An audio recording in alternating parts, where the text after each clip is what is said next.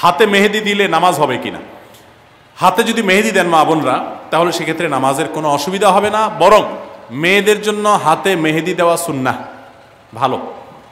নবী করিম সাল্লাল্লাহু আলাইহি সাল্লাম কোনো এক নারী কিছু একটা দিয়েছেন পর্দার আড়াল থেকে হাত দিয়ে বা কোনোভাবে, তো নবী সাল্লাল্লাহু আলাইহি সাল্লাম মহিলাদের ওদিক থেকে দেওয়া হয়েছে কিন্তু হাতে মেহেদি নাই, এটা দেখে তিনি আশ্চর্য হয়েছেন যে কোনো পুরুষ নাকি সেখানে, মানে পুরুষের হাতটা আসলো কোত্থেকে। তখন বলা হলো না, মহিলাদের হাত। তখন নবী সাল্লাল্লাহু আলাইহি ওয়াসাল্লাম আশ্চর্য হয়েছেন। এই হাদিস থেকে বোঝা যায় মেয়েরা হাতে মেহেদি দেওয়া সুন্নাহ। অনেক মেয়েরা হাতে মেহেদি দেওয়াটাকে তারা মনে করেন শৌখিনতা, বিলাসিতা।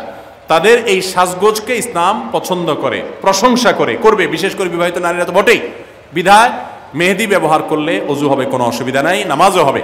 এমনকি আর্টিফিশিয়াল মেহেদি যেগুলো বাজারে পাওয়া যায়, টিউব মেহেদি বলা হয়, এগুলো দিলেও অজু হবে। এগুলো দেওয়ার ফলে অনেকে মনে করেন অজু হবে না, কারণ এগুলো দেওয়ার ফলে অনেক সময় এই মেহেদিগুলো খসে খসে পড়ে, চামড়া খসে পড়ার মতো। তো এটা আসলে চামড়া খসে পড়া না, এটা চামড়ার উপর আলাদা কোনো আবরণ বা স্তর সৃষ্টি করে না, বরং এক ধরনের কেমিক্যাল থাকে অ্যাসিডের মতো। এটার কারণে চামড়ার উপরে সূক্ষ্ম লেয়ারটা, যেখানে বেশি মেডিসিন পড়ে সেখানে একটু খসে পড়ে।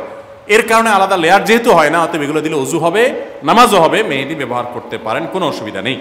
এবং মেহেদি চুলেও ব্যবহার করা যায়, পায়ে চাইলে পায়েও মেহেদি ব্যবহার করা যায়। অনেকে বলে না, যেই মেহেদি দাড়িতে চুলে ব্যবহার করা হয়েছে, নবী সাল্লাল্লাহু আলাইহি সাল্লামের সুন্নাহ যেটি, আপনার দাড়ি চুলকে সাদা হয়ে গেলে সেটাকে অন্য কালারে, মেহেদির কালার ইত্যাদিতে পরিবর্তন করার নির্দেশ তিনি করেছেন, তাহলে সেটা কিভাবে আমরা পায়ে দিতে পারি? অনেকে বলেন এটা একেবারে অযৌক্তিক কথা এবং শরীয়ত কথা, ওটা নিষেধ করে না যে পায়ে মেহেদি দেওয়া যাবে না, পায়েও মেহেদি দিতে পারেন।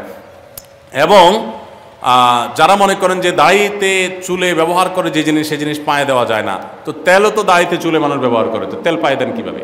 তো ওইটা যেরকম পারেন মেহেদিও একইভাবে দিতে পারবেন।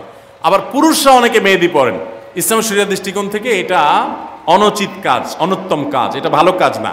এটা মেয়েদের জন্য আল্লাহ তাআলা রেখেছেন, তারা সাজগোজ গ্রহণ করবে। দেখেন কিছু জিনিস আছে মেয়েদের জন্য স্পেশাল, এগুলো ছেলেরা টানাটানি করতে যাবে না। ছেলে মানুষ, আপনি মেহেদি হাতে দিতে যাবেন না। আপনার মেয়ে, আপনার স্ত্রী, তাদেরকে মেহেদি হাতে দেওয়াবেন। আমাদের দেশে অনেক ছেলেরা আছে এই কাম করে।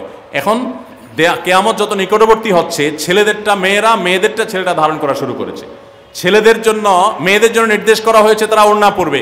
এখনও আজকাল বাজারে যে সমস্ত পাওয়া যায় মেয়েদের, অনেক জামার সাথে ওড়না পাওয়া যায় না, ওড়না মেয়েরা পরতে চায় না, বরং পাঞ্জাবির সাথে এখন ছেলেদের একটা ওড়না দেওয়া হয়, আছে না নাই? তো এগুলো কিয়ামতের লক্ষণ। শয়তান নারী পুরুষের মধ্যে এ ধরনের অস্থিরতা তৈরি করবে, এটা কিয়ামতের আলামতের মধ্যে থেকে একটি। বিধায় এগুলোর উপর আমাদের সাবধান থাকতে হবে।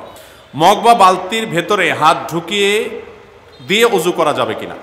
মগ বা বালতিতে হাত ঢুকায় দিয়ে কোষ করে পানি নিয়ে অজু করতে পারবেন, তবে তার আগে অবশ্যই আপনার দুই হাতের কবজি 3 বার ভালো করে ধুয়ে নেবেন, এটা সুন্নাহ।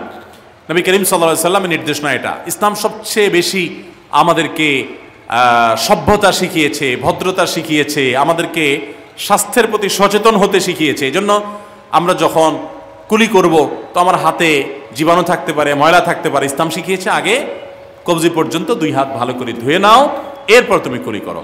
প্রয়োজনে ওই পানি থেকে কোষ করে নেবেন, পানি নিয়ে 2 হাত কবজি ধোবেন, আবার একটু কোষ করে নিয়ে আবার ধুয়ে নেবেন, এরপরে আপনি র্যান্ডমলি উজু করতে পারবেন, কোনো অসুবিধা নেই। মগ বা বালতি বা কোনো কিছু থেকে হাতের কোষ করে উজু করতে কোনো সমস্যা নেই।